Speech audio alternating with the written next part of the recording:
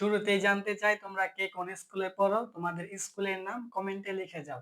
এখন সমাধান করব তোমাদের নবম দশম শ্রেণীদের ইংরেজি দ্বিতীয় পত্র ট্যাগ কোয়েশ্চেনের চট্টগ্রাম বোর্ড 2024। তাহলে আমরা ট্যাগ কোয়েশ্চেনের চট্টগ্রাম বোর্ড 2024টা দেখি। আমরা জানি ট্যাগ কোয়েশ্চেন আমাদের একটা অংশ দেওয়া থাকে, আরেকটা অংশ পূরণ করতে হয়। এখন দেখো আমাদের এ নাম্বার হচ্ছে everybody believes this truth. Everybody মানে প্রত্যেকেই বা সবাই, বিলিভস মানে বিশ্বাস করে, দিস মানে এই, ট্রুথ মানে হচ্ছে সত্য। তাইলে এভরিবডি বিলিভস দিস ট্রুথ মানে প্রত্যেকেই বা সবাই এই সত্যটা বিশ্বাস করে। এখন আমরা জানি বা এটা আমার মত, আমি এভাবে বলি, তিনটা ধাপে আমরা ট্যাগ কোয়েশ্চেন করি। প্রথম ধাপে আমরা অক্সিলারি ভার্ব লিখি, দুই নাম্বার ধাপে সেন্টেন্সটা অ্যাফার্মেটিভ মানে হ্যাঁ বোধক হলে নট লিখি, নেগেটিভ মানে না বোধক হলে নট লিখি না, আর তিন নাম্বার ধাপে আমরা সাবজেক্টের প্রোনাউন লিখি। এখন আমাদের প্রথমত অক্সিলারি ভার্ব যে লিখতে হবে, এখানে দেখো অক্সিলারি ভার্ব কিন্তু নাই, আমাদের মেইন ভার্ব আছে। এখন মেইন ভার্ব থাকলে যদি এটা আমাদের প্রেজেন্ট টেন্স হয় তাহলে আমাদের লিখতে হয় দেখো এরকম ডু অথবা ডাস।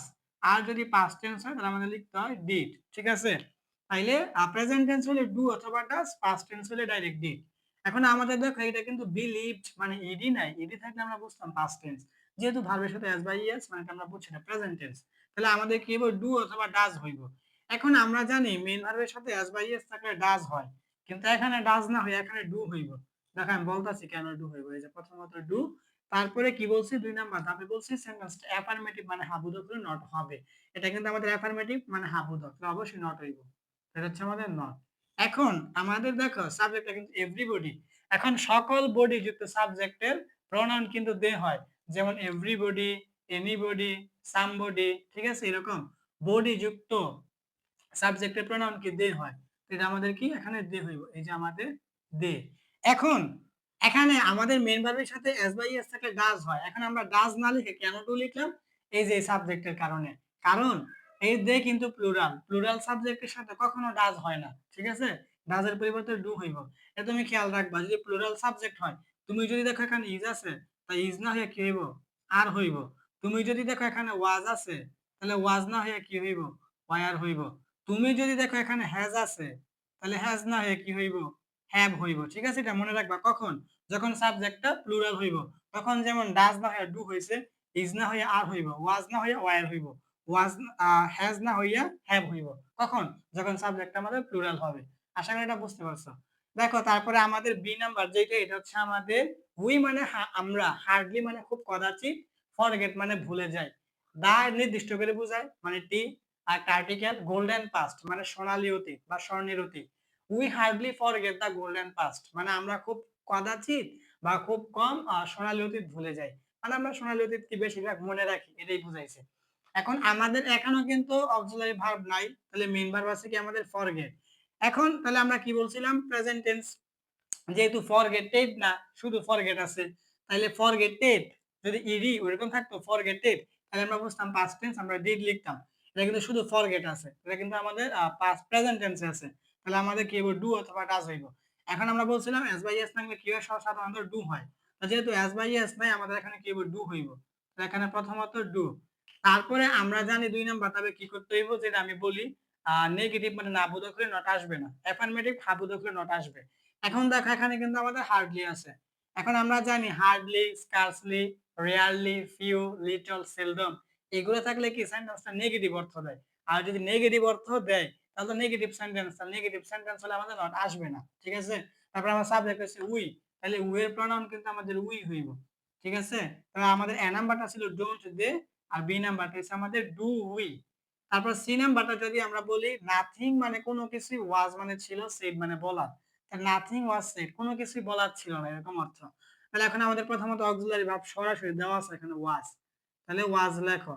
আর দুই নাম্বার ধাপে কি বলছি সেন্টেন্সটা নেগেটিভ হলে নট আসবে না। দেখো এখানে কিন্তু নাথিং আছে যে নো, এটা দেখে আমরা বুঝলাম সেন্টেন্সটা নেগেটিভ, তাহলে আমাদের কি নট আসবে না। তিন নাম্বার হচ্ছে আমাদের সাবজেক্টটাকে এখানে নাথিং, তাহলে নাথিং এটা কিন্তু আমাদের সাবজেক্টে ইট হইব। একটু খেয়াল করে শোনো, আমরা অ্যাডাম বারে বলছিলাম বডি যুক্ত সাবজেক্টের প্রনাউন কি হয় দে হয়, তাহলে এখন আরেকটা কথা শোনো, থিং যুক্ত এই যে T H I N G, thing যুক্ত সাবজেক্টের প্রনাউন নেব ইট। যেমন এখানে নাথিং আছে, এনিথিং হতে পারে, এভরিথিং হতে পারে, সামথিং হতে পারে। ঠিক আছে? বডি যুক্ত হইলে দে, আর থিং যুক্ত হইলে আমাদের ইট, তো এটা আমাদের হবে ওয়াজ ইট। তারপরে আমাদের ডি নাম্বার আর ই নাম্বার, এই দুইটা বোঝার জন্য এখানে একটা বিষয় বুঝো। দেখো এটা আমি এখানে আলাদা বুঝাই। দেখো এখানে আমাদের হচ্ছে লেট আস অথবা আমাদের লেটস, এই দুইটা যদি হয় তাহলে আমাদের ডাইরেক্ট শ্যাল উই লিখবা, শ্যাল উই। আর যেই কোনো ভার্ব হইলে আমাদের হইব এখানে উইল ইউ, উইল ইউ। এটা বুঝো, এটা হচ্ছে আমাদের ট্যাগ কোয়েশ্চেন করতে গেলে ইম্পারেটিভ সেন্টেন্সের নিয়ম। এখন আমাদের এই ডি নাম্বার ই নাম্বার এই নিয়মের মধ্যে আসছে ইম্পারেটিভ সেন্টেন্স। এখন আমাদের এই সেন্টেন্সের শুরুতে যদি এই লেটাস বা এই লেটস থাকে তাহলে তুমি ডাইরেক্ট শ্যাল উই লিখবা, কোনো নিয়ম নাই। ওই যে প্রথমে অক্সিলারি ভার্ব, তারপরে সেন্টেন্সটা অ্যাফার্মেটিভ হলে নট আসবে, নেগেটিভ হলে নট আসবে না, পরে সাবজেক্টের প্রোনাউন, এগুলো মনে রাখতে হবে না। তুমি যদি দেখো সেন্টেন্সটা শুরু হয়েছে লেট আস বা লেটস দ্বারা, তুমি ডাইরেক্ট শ্যাল উই লিখে দিবা। আর এই লেটাস বা লেটস এই দুইটা বাদে পৃথিবীতে যত ভার্ব আছে এই যেই কোনো ভার্ব দ্বারা শুরু হলে তুমি উইল ইউ লিখবা, ঠিক আছে? সিস্টেমটা হচ্ছে এরকম। তো দেখো আমাদের ডি নাম্বারটা কিন্তু আছে ডোন্ট। দেখো প্রথমে আছে ডু, ডু মানে কিন্তু করা। ডোন্ট ডিস্টার্ব, ডোন্ট মানে করা, ডু মানে করা, ডোন্ট মানে না করা, ডিস্টার্ব মানে বিরক্ত, মি মানে আমাকে। ডোন্ট ডিস্টার্ব মি, আমাকে বিরক্ত করো না। তাইলে এখানে কিন্তু আমাদের মেইন ভার্ব দিয়ে শুরু হয়েছে। আমি কি বলছিলাম, মেইন ভার্বটা যদি লেট আস বা লেটস হয় তাহলে শ্যাল উই, আর বাকি সব ক্ষেত্রে উইল ইউ। তাহলে এটা কিন্তু আমাদের লেট আস বা লেটস না, আমাদের কি হইব, ওই যে বললাম যে বাকি যে কোনো ভার্ব, তাহলে কি হইব আমাদের উইল ইউ। এখানে আমাদের কি হবে, অবশ্যই কি হবে, উইল ইউ হবে, ঠিক আছে? তোমরা চাইলে অন টিও লিখতে পারো।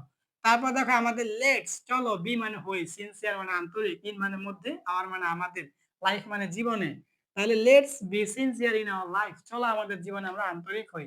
তাহলে এখানে দেখো আমি যে বললাম এই যে লেটাস অথবা লেটস, দেখো আমাদের কিন্তু এটা লেটস দ্বারা শুরু হয়েছে, তাহলে আমাদের কি হইব, ডাইরেক্ট শ্যাল উই হইব, কোনো নিয়ম নাই, ডাইরেক্ট শ্যাল উই।